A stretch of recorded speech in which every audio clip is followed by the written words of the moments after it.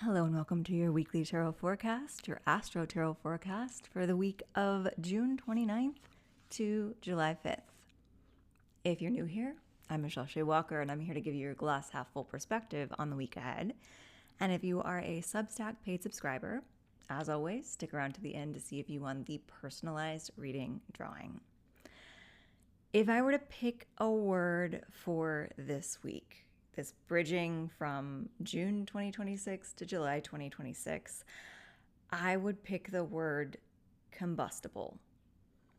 And that can be taken all of the different ways this week. So we've got a couple big, bold-faced astrology things happening. This might be one of the weeks that I don't cover all the little movements of the planets because I want us to focus and also not get overwhelmed, because the big stuff is pretty big and loud, and the smaller stuff, I don't want that to lose the message, lose the thread of things by focusing on the movements of things that aren't quite as bold-faced.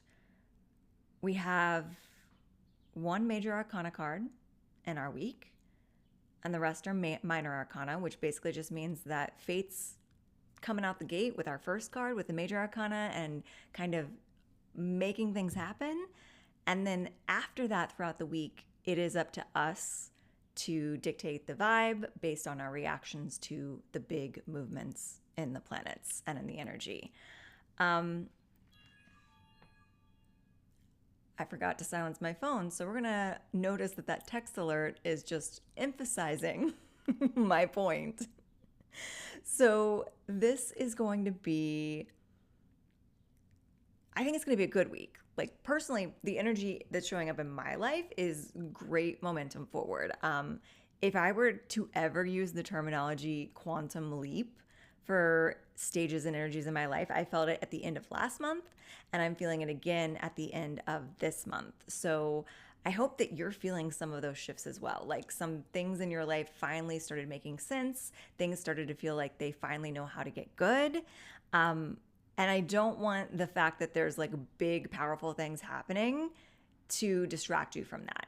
That's still gonna keep going, but you're gonna have to set the intentions to focus on those things. It also is my season as a Cancer sun sign. So I feel like across the board, anytime the sun is in your natal sun sign, things start to make a little more sense for you. So like, my energy might be more resonant for fellow Cancer sun signs. And then we're all dealing with the things that are happening in the stars this week and in the cards. But as always, we focus on the micro to affect the macro. So there might be some stuff happening in the world around us this week, and we'll get to that. But we always zero in on what we can actually affect change. And that starts within. We can affect the change in how we respond to the world around us. We can regulate our nervous systems. We can respond in the best and highest possible way. And then we slowly let that energy, as we feel regulated, trickle it out to our inner circle, to our neighborhoods, to our community, and eventually trickle out to the broader scope of things. But we have to take care of those first things first in order to be able to show up for the rest of the world in our best and highest energy, and to be involved in our intuition enough to know how we're supposed to show up for the outside world. So again, as always, if showing up for the outside world feels overwhelming, that is a sign that you need to take a step back in to focus back in on yourself, tap back into your intuition, regulate yourself. That is my preamble for this week. So we kick things off on Monday, June 29th with Mercury retrograde. You knew this was coming if you were here last week. I told you to ask Mercury to give you a little gift. So if you remember to do that last Thursday or Friday, I believe, hopefully by the end of this retrograde, you'll get some surprises coming into your life. But for right now, we're just going to buckle up and hold on, because that's what we do during a retrograde. So if you're not familiar, Mercury retrograde tends to be the gateway drug to the deeper astrology conversation, but essentially when a planet goes retrograde, it slows down and creates some hiccups in the area that planet rules. So with Mercury, it's the planet of transportation, communication, and technology. So anytime we have a retrograde in Mercury, you always want to be mindful that it could cause hiccups in your technological life. It's a good time before this happens on Monday. So at the time you're probably listening to this on Sunday, if you need to back up any work, if you need to do any last minute communications where you're going to be heard clearly, that's the time to do it. Because it's also transportation, especially if you travel a lot relying on, well, actually, if you just travel at all, like if you're not just working from home and staying at home all the time, it might affect you. But I find as someone who uses public transportation that Mercury retrograde does make things very crazy there. If you fly or if you're traveling someplace with airlines, allow for extra time to get to the airport, get through all the checks and balances. And then even if you drive, like allow for extra frustrations there. Like check that your car is all tuned up and the tires are all aired up and you change your oil and do all those things, and then be patient whenever you're stuck in traffic for a little bit. So across the board, when you're traveling somewhere that you need to be there at a certain time, allow for extra time for that to happen. Be okay with the fact that during Mercury retrogrades, we may not understand each other as well, which is going to potentially be an issue later on in the week. But in general, if you can just go into a Mercury retrograde expecting the fact that communication gets a little dicey, it doesn't catch you off guard quite as much. Study ways to communicate with people effectively, to negotiate with people, to deal with conflict. Do things that have sort of like a 1, 2, 3 step pattern, so that like when you're faced with the emotional like heightening of a conflicting situation or conversation, you can step it back and you can have steps to kind of learn how to deal with that. And then sometimes we just need to take a break from the heavier conversations during Mercury retrograde and revisit stuff after the planet goes direct. Contract signing is something you want to be really mindful of during Mercury retrograde. Technology purchases, any sort of like long-term commitments. It's not that you can't do them during a Mercury retrograde.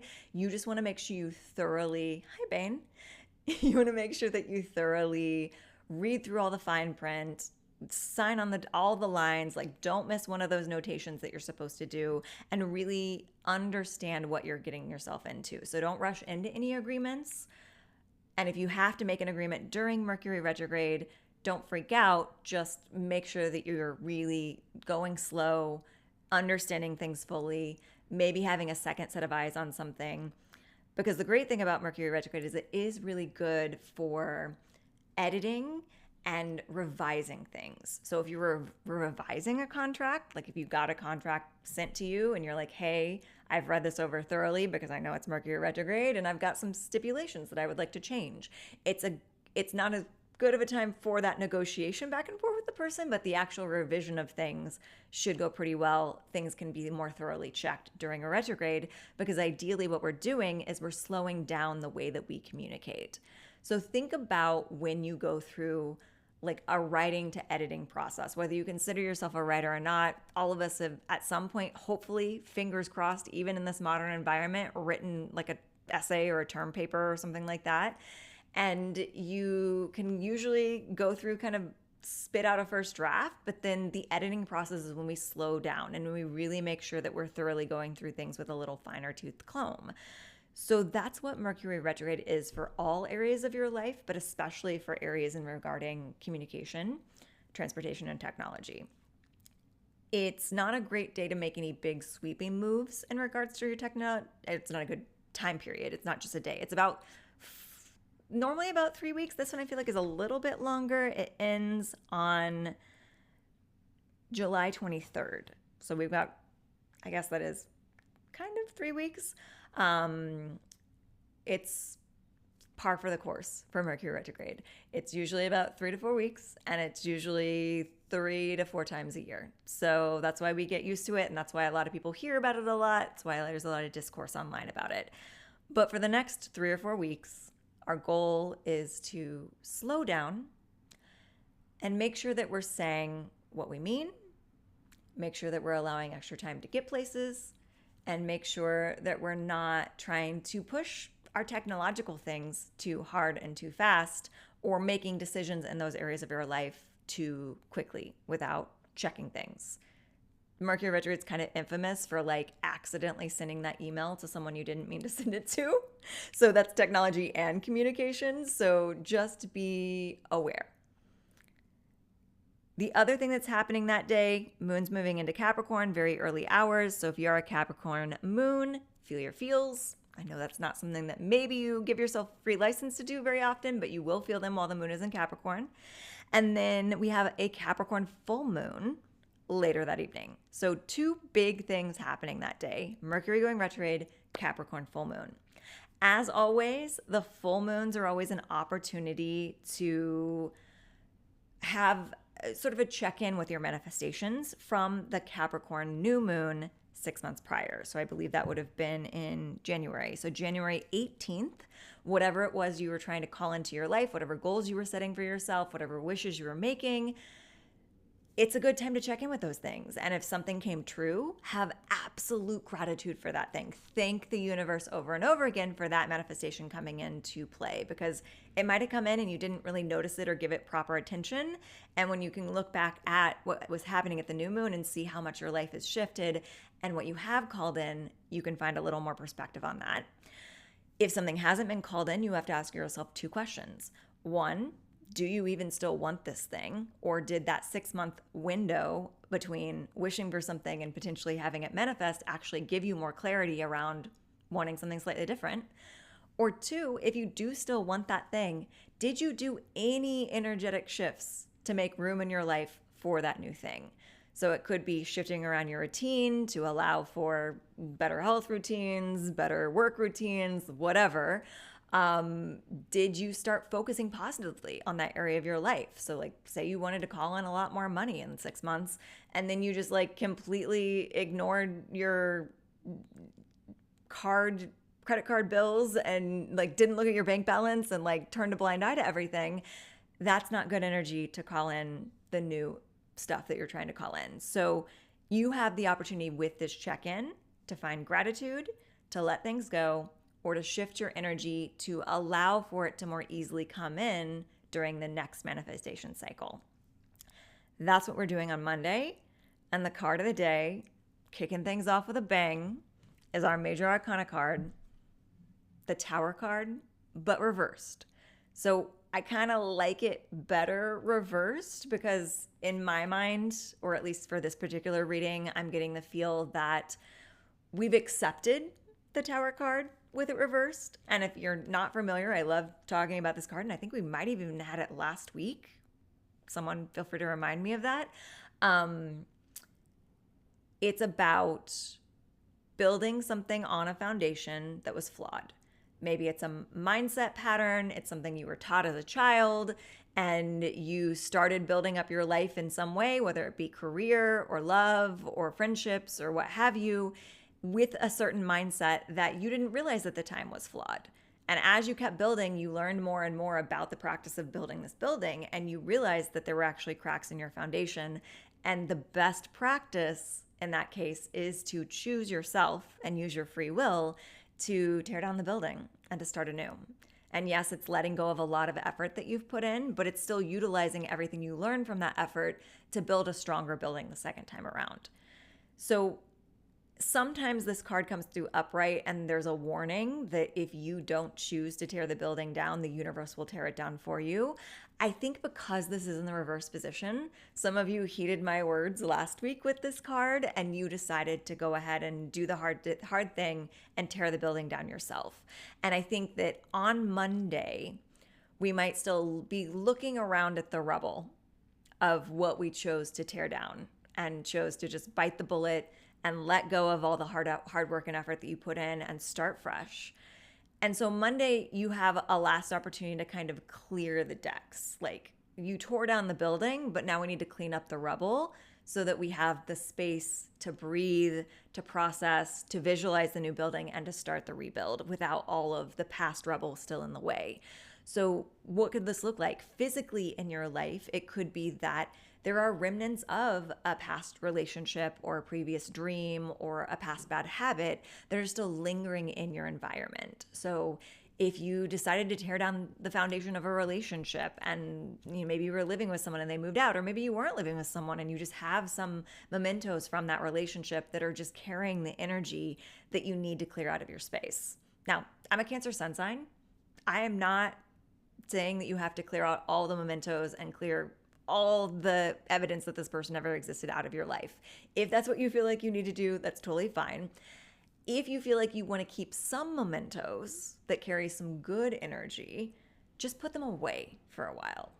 Put them in a box in the back of a closet. Get them out of your view because they don't need to be in your space when you're still in this healing and resetting period. If you do feel like you're ready to just like purge stuff, like get them out of your space as soon as possible. Like get them out of your home because it's going to affect the energy as you try to move into this new chapter. If it's a career, maybe there are remnants of failed projects from your past, or there's just an energy still lingering that you need to let go of. P.S. If you are looking for clearing energy of past situations, my best and favorite method for this is the 21-day chakra cleanse that comes along with Become Your Own Healer. And you're in luck because while I always have an online version of Become Your Own Healer, at the beginning of July, I have a in-person version of Become Your Own Healer happening in Chicago. And if you act fast before the end of June, there is still an early bird discount to sign up for that program. So I'll put that link below. The discount code is earlybird10. You'll save 10% off, but you have to do it before midnight Central Standard Time on the 30th, so before Tuesday night. So take advantage of that.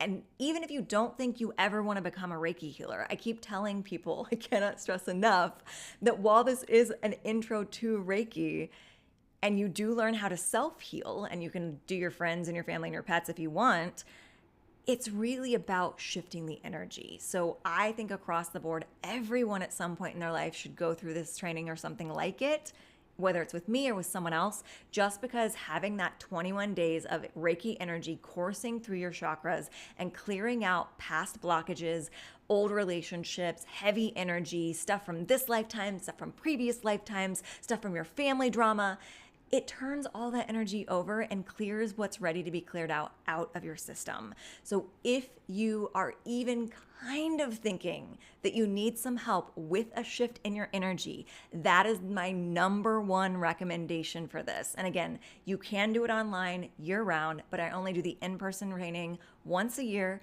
It's happening July 11th and 12th. You can sign up with the early bird discount, or you can even sign up after that. But please message me if you have any questions, because this is, as I said at the beginning of the year, my goal is to attune a total of 100 healers this year. And I'm, I think, 40 away from my goal at this point. And it's because I think that that is the key to shifting the energy of the world at large, creating more healers in the world, even if you're not doing it as your profession. You being healed internally is you shifting the micro so that your energy can just show up in the world in the macro and affect it.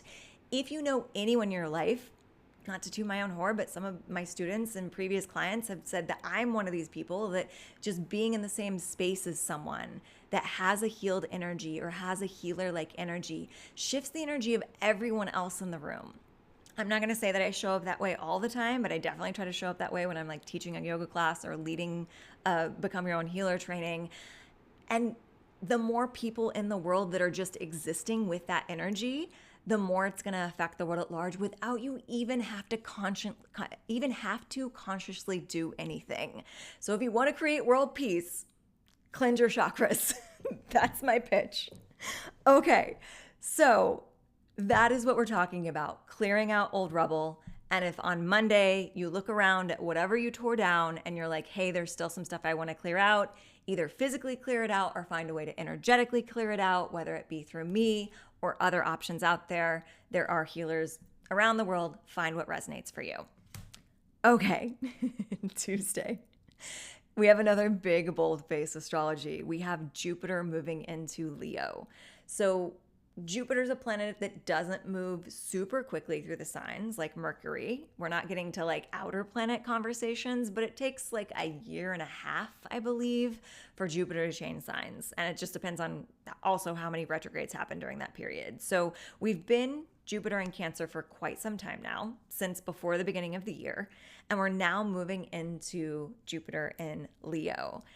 So Jupiter in Cancer actually was a good energy. Like those two energies play well together. But I kind of love the idea of Jupiter moving into Leo. Maybe not as much with all the explosive energy that's happening this week because it is pretty explosive energy. But in general, it's going to be there for quite some time. So it's going to feel a little easier to deal with the Jupiter and Leo energy as we progress past this week's explosions. But Jupiter is a planet of expansion. It's also a planet of luck.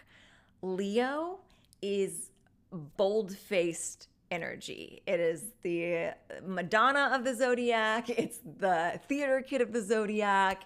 It is go big or go home. Show yourself off. Don't be afraid to be center stage. And those two energies combined, at least in my book, feel pretty good.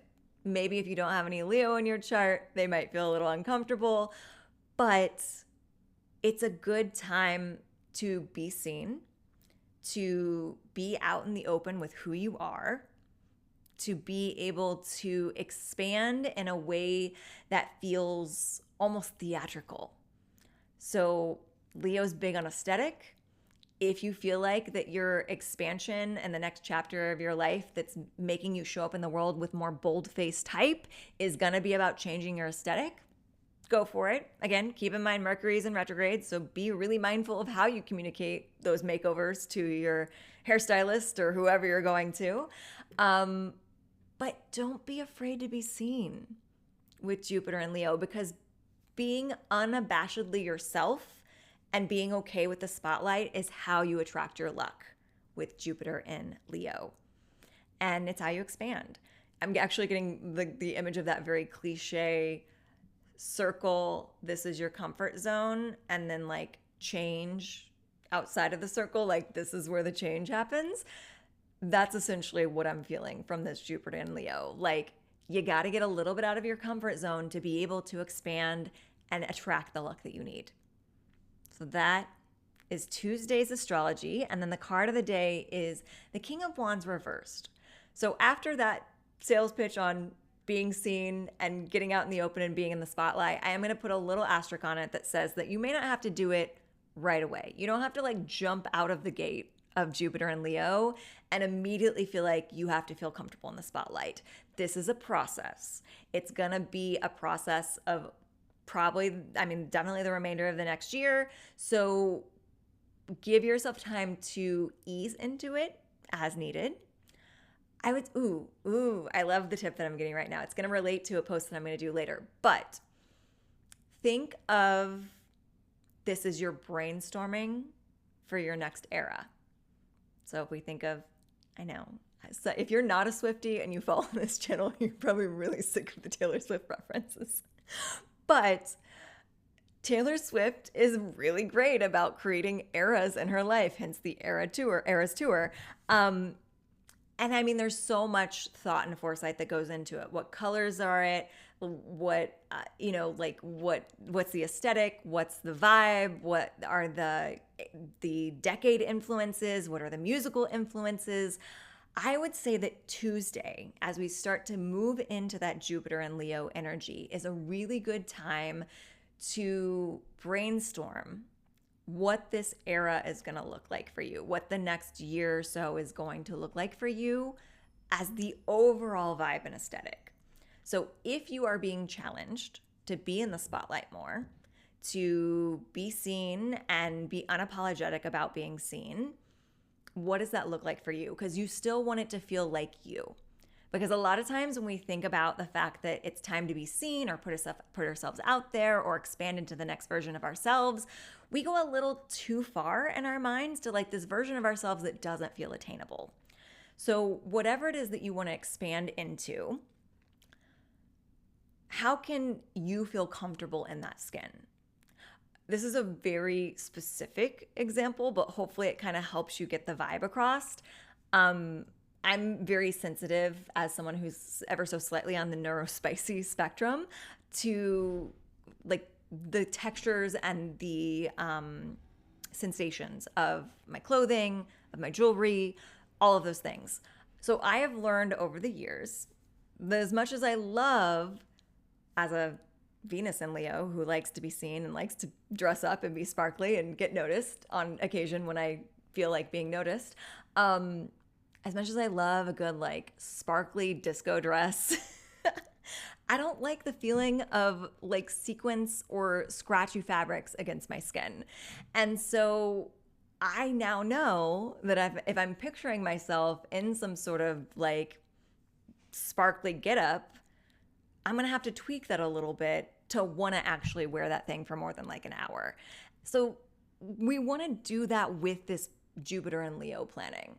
We're looking at where we want to go, what we want the vibe to look like, and then we're reverse engineering it to work for us right now. So if you look at your goal, maybe it's a person that you want to emulate, maybe it's a career that you want to have, maybe it's just an overall vibe that you want to embody in the world more often. Take it to the nth degree in your mind, but then examine that image and be like, okay, what in this image am I not comfortable with today? Like, if I had to put that quote unquote costume on tomorrow, what would feel itchy? What would feel binding? What would feel slightly uncomfortable about it? And how can I make it fit more what I'm comfortable with now while still moving towards the aesthetic that I'm trying to attain? I love that assignment for Tuesday. So let me know if you need help with that. I would love to do some sort of one-on-one sessions with mind sessions or soul sessions that are helping you to brainstorm the aesthetic of your next vibe. And again, I do have something in my back pocket that I want to do another paid subscriber post soon that's going to be kind of related to this energy. That is Tuesday. Wednesday, we move into July, my favorite month of the year because it's my birthday month. We have the moon moving into Aquarius. So if you're an Aquarius moon, it's okay to feel your feelings instead of think your feelings. And for the rest of us, it's okay to feel your feelings instead of think your feelings. This is an energy that is bringing out some intuition. So whereas the water signs get a lot of credit in the zodiac for being the intuitive ones of the zodiac, the Pisces, the Scorpios, the Cancers of the world, and then I always give credit to the Taurus energy being intuitive but not getting credit for it because it just sounds like they're being bossy and opinionated when they share their intuition. I do also think that Aquarius is pretty intuitive because it's the water bearer. So it's like they've got a toe in the water energy, and then they also are air energy. So they're still connected to that intellectual mindset as well. So sometimes their overthinking interrupts their ability to tap into their intuition because overthinking is the enemy of our intuition. So make sure that you're kind of feeling into things rather than trying to think your way into things. But the card of the day is helping us because it's the Queen of Cups.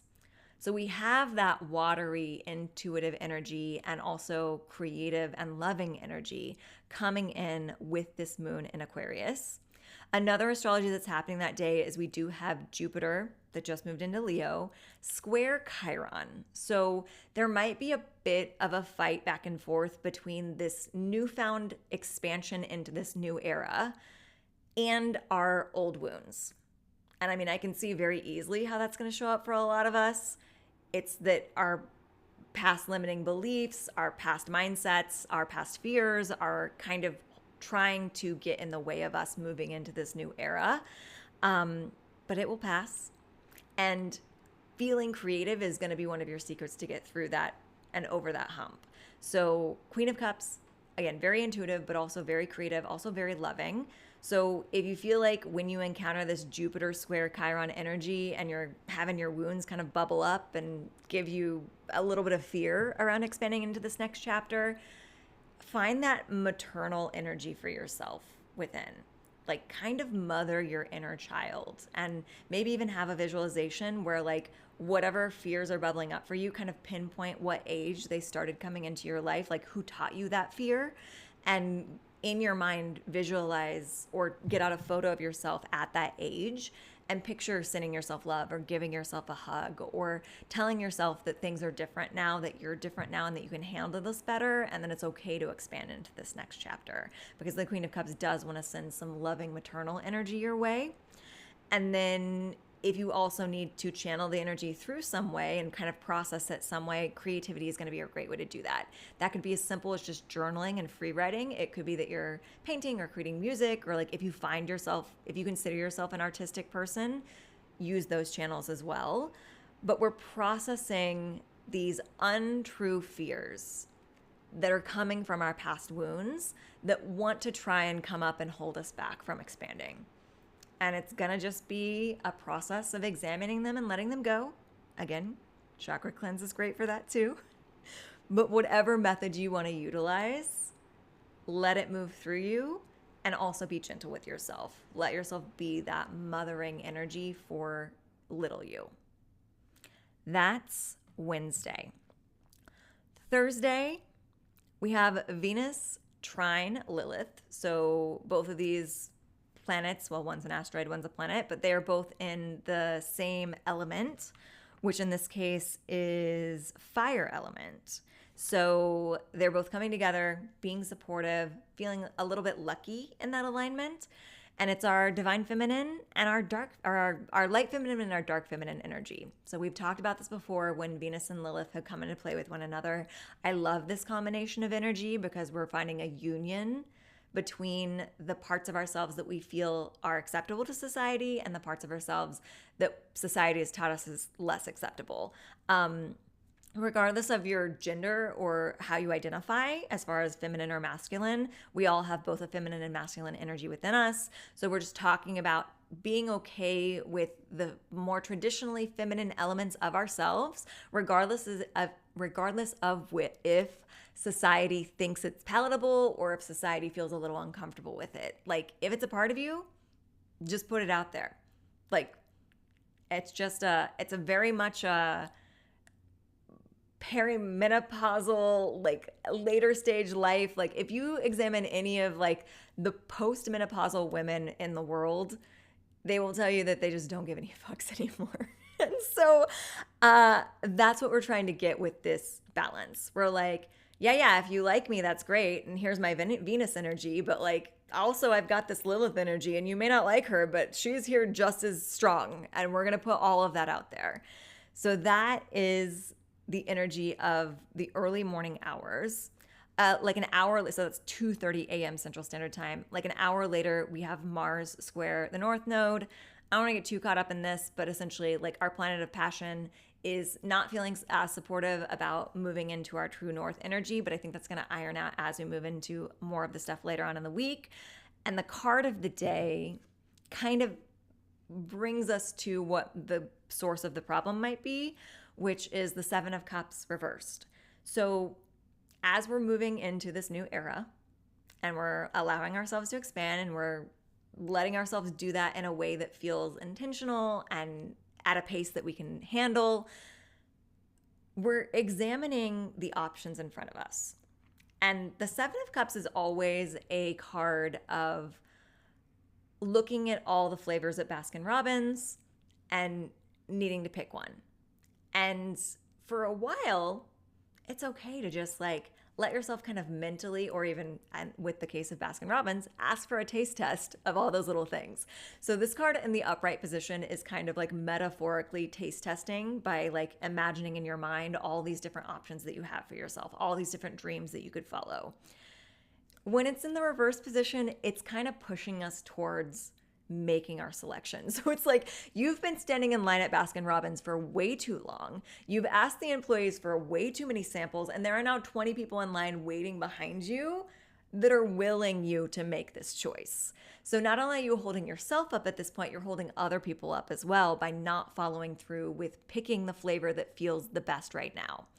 It doesn't mean that you can't come back later and explore one of those other flavors. That's the key of the Seven of Cups. Like, don't get overwhelmed with this choice. What flavor are you craving? And that is what you are supposed to choose in this moment. But it's time to choose. And so that's kind of what we're doing here with this Mars square the North Node. North Node is trying to pull us a certain direction. Our passion is kind of scattered and like, but I don't know what one to choose. And it's like, no, you actually do. You know what one tastes the best when you taste tested it. You know what one feels like it's the one that you want to eat right now. and just go for it and see what happens and explore and be childlike about it. Just because you choose one choice does not mean the other choices go away. And just because you choose one choice doesn't mean that has to be your choice forever. Hopefully nobody's deciding suddenly to get married during a Mercury retrograde. So as long as you're not signing any legally binding documents that are going to tie you to this choice for the rest of your life, you can choose something different. Either the next time you're at Baskin-Robbins or even halfway through the cup of ice cream that you get now. You have free will. But just stop stalling and choose your choice. That's Thursday. Friday, quieter astrology. We're getting a little break. The card of the day is the Three of Wands. In the upright position, this is a card of manifestation. It is the card that can come out when you want to make the vision boards, when you want to dream big, when you want to let yourself script out your future life, when you want to do all those practices that are really quite fun if you're in the right mindset, and they just clarify what you're bringing in. You're standing on the shore, waiting for your ship to come in and visualizing what's going to come off of that ship. You don't have to do anything except for get clear on that vision. This is the point that you're filling out the order form for the thing that you're ordering online, and then you're just going to have to wait for it to arrive at your doorstep. So get clear on your vision. I think that this is just a continuation of the beginning of the week story. This whole thing is about leading into this next Jupiter and Leo era. Get clear on what that looks like. So while you're going to start the brainstorming process on Tuesday, by Friday, I want you to feel really clear about it. And maybe you physically make a vision board if that calls to you. Like, again, think of it like you're planning for your next album release, whatever that metaphorically is for you. What are the colors? Put those colors on the vision board. What are the role models for this next chapter of your life? Put the images of those people on the vision board. What are the time period you're pulling from? What are the fabrics that you like? What are the everything? What is the music that you want to listen to get yourself in the mood for this next era? Go big or go home, because that is Leo energy. That's Friday. Saturday, 4th of July. A lot of you listening in United States of America. I know it's an interesting, it's a big birthday. Also an interesting time to be celebrating a big birthday here in America for most of us. It feels a little weird. And I got to tell you, based on the astrology, it could feel even weirder on the day. The biggest boldface thing that's happening is we have Mars conjunct Uranus. So these are both planets in Gemini. Uranus is about change, and Mars is about big explosive passion or big quick energy. Gemini is also pretty quick energy because it's a very quick-minded and also very curious energy, so kind of pulls from all kinds of different places. This tells me that there's potential on Friday or Saturday. There's potential on Saturday for some big, quick, bold-faced changes to be happening, micro and macro. I'm not worried about it. It's just going to be another one of those days that you might open up the news and be like, all right, okay. My favorite analogy for this particular energy that America is dealing with yet again for this chapter of our lives came from the first time that this chapter happened. And it was a joke from John Mulaney, who said that during the first round of a certain presidency, it felt like there was a horse loose in a hospital, and you would open up the news and you'd be like, the horse used an elevator? Is the horse smart? It's a surprise. You never know what's going to happen. And I think that's going to be true for Saturday the 4th. Again, don't take it too seriously.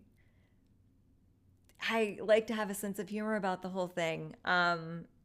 Yeah, so think of it like a horse in a hospital is my best advice for that. For the macro, for the micro for us, is a good energy for creating very quick and bold face change. So if you are like secure with your new aesthetic, your new era, and you need to make some action, Saturday is a good day for it as long as you have clarity. Because with it being such a passionately driven Mars energy, with a very quick changing Gemini Uranus energy, you want to make sure that you're not being too impulsive with what you're trying to change and be very passionate about that change and move quickly into. So I think that, again, if you've done the work at the beginning of the week, you've done a lot of visualizing, you've done a lot of plotting, you've done a lot of planning, you've been clearing out the old energy, you've been picturing the new energy, you've been customizing it to what makes you feel comfortable now. If you've done everything that I've said leading up to this point this week, you have free pass on Saturday to make some moves. If you don't do the homework, maybe double check yourself before you make some impulsive moves on Saturday, because you might have the urge to make impulsive changes that you haven't thought out thoroughly and like pictured where that's going to go. So that's the bold face on Saturday. Moon's moving into Pisces, so if you're a fellow Pisces moon like me, we always get to feel how it feels, but you're okay to put on those sappy records and cry things out a little bit more on that day and the days that follow. And then we do have a Mars sextile Neptune in the evening hours. So that powerful, passionate energy of Mars is in a supportive coming together, conspiring with Neptune to help us to move our life forward. That means that our passion and our dreams are aligning in the evening hours. So while 1:07 a.m. is when that big bold face Mars conjunct Uranus is happening, by evening, we should even have more clarity. So if you're one of those people that like doesn't do your homework and you have to kind of check yourself during the day to like not do something impulsive that's something you're going to regret later because it wasn't thought out, by evening, you have a second chance to kind of use that passion to daydream about your future and do the things that I said to do at the beginning of the week.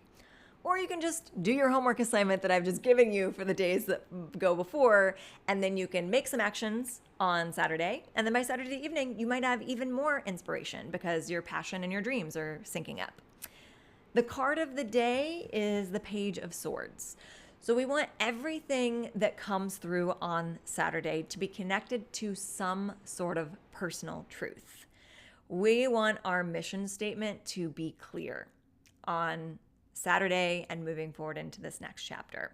So if that wasn't part of the work that you did earlier, trying to make your vision board and trying to get clear on this next era, this is a really good day to connect to your truth.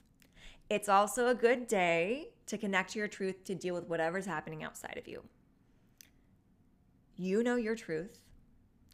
My truth is that if I can bring my own energy into alignment, eventually the world outside of me will line up with whatever I'm putting out there in the world. That's my truth. I hold to that. I know people would argue against it, but the more that I experience that, the more I feel it to be true. Or the more that I practice it, the more that I experience things that have confirmed that that is true. So if you want to borrow my truth for the day, awesome. It's a great way to cope with whatever's happening in the outside world. All you need to be in charge of is aligning your energy, finding your peace, finding your truth, finding where your path is leading you, and everything else will fall in place. If there are things outside of you that are stressing you out, it's okay to take a break from those things so that you can realign to your energy. Maybe it takes you 5 minutes in a little meditation. Maybe it takes you a day or two. Maybe you need to take a whole vacation. Like, you only know what you need to do to realign. But you need to be able to stay connected to that core. And that's going to be guiding you through both whatever you're doing in the next part of your journey and whatever's happening in the outside world around you. That's Saturday. Sunday, quieter astrology, and a nice and steady card to end the week after all that energy. Knight of Pentacles is slow and steady wins the race. So while you might have had a lot of stuff happening either internally, externally, or both for the rest of the week, Sunday's your day to regroup and to consciously slow down.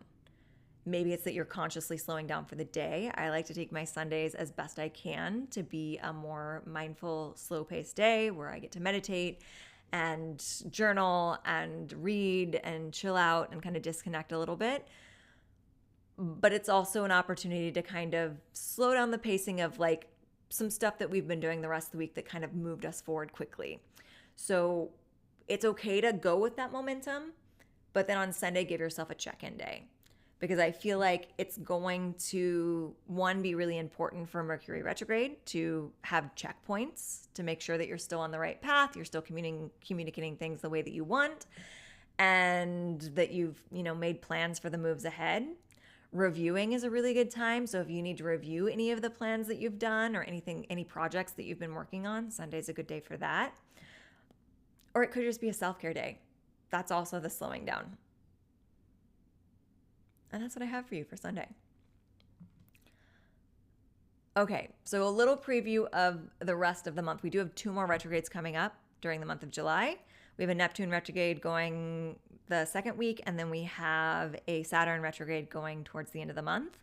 We also have a really powerful Jupiter Cazimi happening at the end of July on the 29th. So all of the work that you're doing now to lead yourself into this next era of Jupiter and Leo and what that looks like for you could potentially get like rocket power charged up by the end of the month on this Jupiter Cazimi. So again, use the momentum of this week to your advantage, especially with the planning stages of stuff with Jupiter. But then know that you do have plenty of time to kind of keep letting things unfold. And then also know that you're going to get like a little like booster thing. I always picture the Mario Kart arrows that make you go faster. That's what the Jupiter Cazimi feels like. So it's going to be kind of like a speed up and then pause and reflect, and then speed up and then pause and reflect. But the more that you can get clear on your new era's aesthetic during this week, the more you can utilize all of the forward momentum that's coming up during the month of July to your advantage. With that in mind, we're going to move into our personal reading drawing. So if you're not familiar, all of my paid subscribers on Substack get entered into our little drawing tin here, little container of names. And did I pull out the right name? I was thinking that Paula's the one that won last week, but now I'm second guessing myself. You know what? It's going to be one of those weeks that we're just going to keep all the names in. So whoever won last week, you have maybe a bonus chance at a reading this week. But normally what happens is I pull a name out one week, that person gets the personal reading, and then the next week that person gets pulled out so that they don't get 2 or 3 or 4 readings in a row. Again, the asterisk to that is always in case, or if I forget, everybody gets a chance, which happens quite often. So if you're interested in becoming a paid subscriber, you can do that for $5 a month. You can do it for $55 a year, or you can even become a founding member at $100 a year and get a chance at winning a one-on-one Zoom reading with me in December if you choose that tier option. But you always get access to the paid subscriber posts as well as this reading drawing. And then if you're not a paid subscriber, but you're feeling intrigued by what's about to happen, that's usually your intuition telling you that something I'm going to say for someone else's reading is going to resonate for you. So feel free to stick around for that. And with that in mind, we're going to have an all-purpose, all drawing, all names available reading. So I want to thank all of my paid subscribers, Paula, Sonia, Jane, Tracy, Amanda, Caitlin, Holly, Katie, and Kelly. Thank you all for being here. And let's see who wins this reading.